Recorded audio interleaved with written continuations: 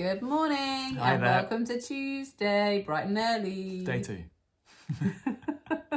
So today's challenges are a weights or resistance workout and that fresh air is back again. So get out and get your cardio. On that note, if for any reason you are stuck inside, perhaps you've got small children with you and you can't get out, then yes, do an online cardiovascular workout. We can share some with you because that is better than nothing. But we would love for you to get outside like the Norwegians do. They get outside whatever the weather, get outside, just put the right clothing on and get, hot and sweaty in the fresh air. You could put the cardio workout on and have the windows and doors open and hold your head out the window like an Alsatian. That's what you would do, but I would just go outside and get really, really wet. We differ on this one. I'm just like out in all weathers. Chris is there, towel, bath, get in it, Karen. Whereas Chris would rather just wrap up warm and stay by fire. That's if the kids are in and you can't leave them alone. But anyway, there are some options for you. So we're talking about weights, are we, today? Right, so with weight training. If you had a regular weight training program prior to, we'll call it the 2 to 3 week hiatus of exercise and movement, then what's important, as I mentioned to all the members and all the clients I've trained over the years, is the first week back, you never lift the same weight you lifted prior to the break. It will hurt. It will hurt, all right? So you need to give yourself, let's say you were training with weights 3 times a week.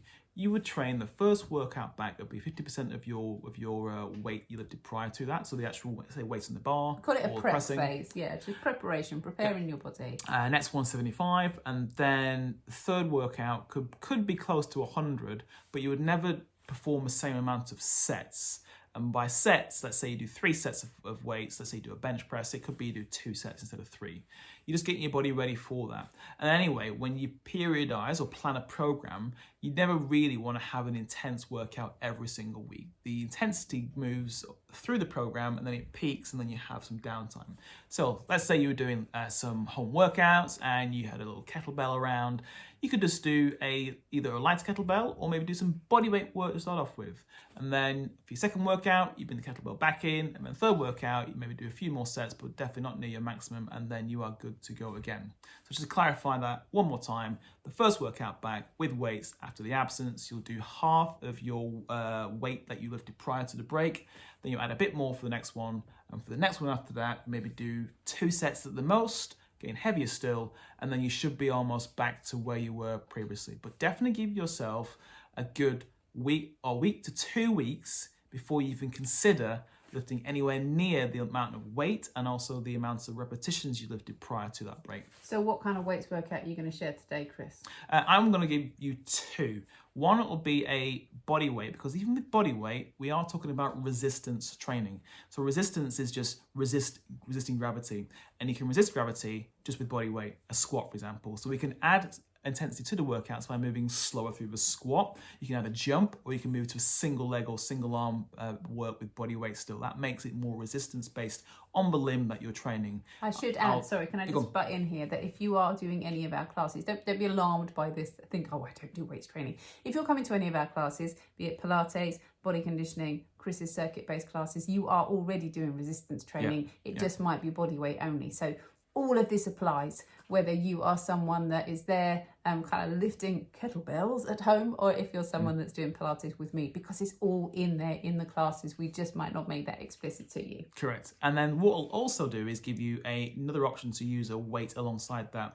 In our PE classes that we do, we try and make it that you could do a regression and a progression side by side in the same class. So what we would love to have at one point is you're there with grandma and grandson and granddaughter doing the same workout, but at different stages of progressions and regressions. And we're not saying here that grandma has to do the easier one, by the way. It could completely be the other way around. Oh, absolutely, whoever it is. So we will do a squat, and then you may have a weighted version for the squat. We'll do a press, and we could do a harder version for the press, as in a press up, and then we could do a press overhead, either again with light dumbbells or a heavier dumbbell or kettlebell. So it's always knowing where you can make it harder and how to make it easier for where you're at right now. But the last thing I'll just give you before I pass back to Karen, talk about water, is what is important is not about what you did previously, it's where your body is at now. You need to listen and recognize where your body is now fitness, strength, whatever you're trying to achieve, and train around that. Get out of your heads about thinking, oh, well, I was doing this before the break, or I used to lift this weight, or I used to be this fit. Your body does not care about that. And if you do not align, if you do not align where you are now with your workout, you get a mismatch, and then what can happen is you are completely out of sync, you overtrain, and you are too sore and too stiff for a long, long time.